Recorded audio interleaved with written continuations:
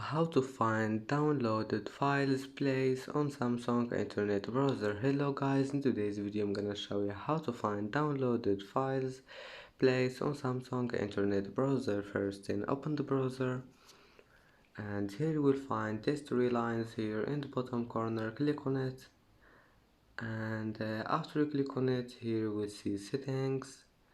Click settings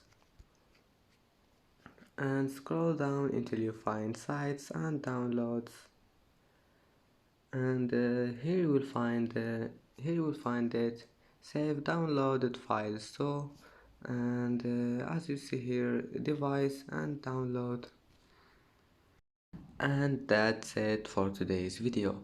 If you like this video, don't forget like and subscribe, and thank you for watching this video until the end, and see you in the next video.